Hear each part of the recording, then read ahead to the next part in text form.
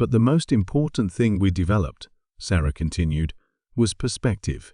500 years in the darkness teaches you things about survival, about adaptation, about what's truly possible when you're not limited by someone else's rules.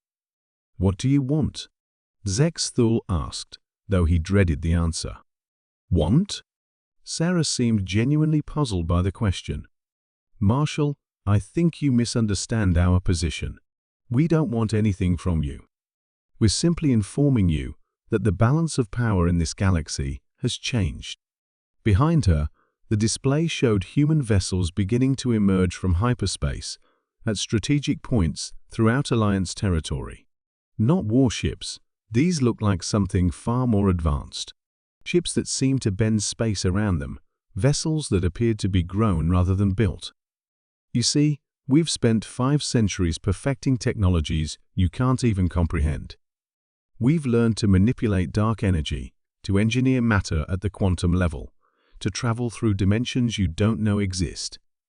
Every challenge you thought would kill us only made us stronger. This is a threat, Zexthul stated, trying to maintain his authority. No, Sarah corrected gently. This is inevitability. The Alliance controls roughly 8,000 star systems. The Human Federation has 15,000, each one more advanced and productive than anything in your territory. We have technologies that make your most advanced ships look like toys. We have resources that dwarf your entire economy. She paused, letting the magnitude of humanity's transformation sink in. But more importantly, we have something you've never possessed: unity of purpose. When you exiled us, you forced us to work together or die. Every human settlement in the void had to cooperate to survive.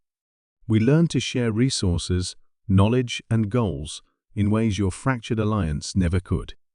The human ships now surrounding Alliance worlds began to demonstrate their capabilities.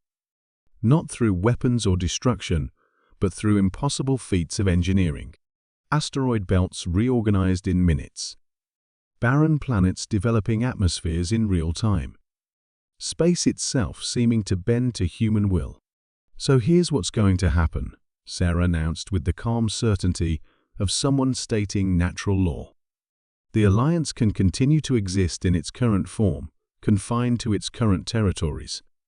But the era of you dictating terms to other species is over. Humanity is back, and we're not asking for permission to exist anymore. And if we refuse to accept this arrangement? Zexthul asked weakly. Sarah's expression didn't change, but somehow the temperature in the Alliance command center seemed to drop. Marshall, you exiled us because we were too aggressive, too expansionist, too unwilling to submit to authority.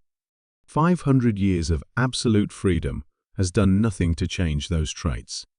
The only difference now is scale. The transmission began to fade, but Sarah's final words echoed through the command center with the weight of cosmic inevitability. You taught us that the galaxy was too small for both of us. We took your lesson to heart and made sure it never would be again. As the transmission ended, Zexthul stared out at the impossible fleet surrounding Alliance space and realized the magnitude of their ancient mistake. In trying to eliminate humanity, they had created something far beyond their worst fears.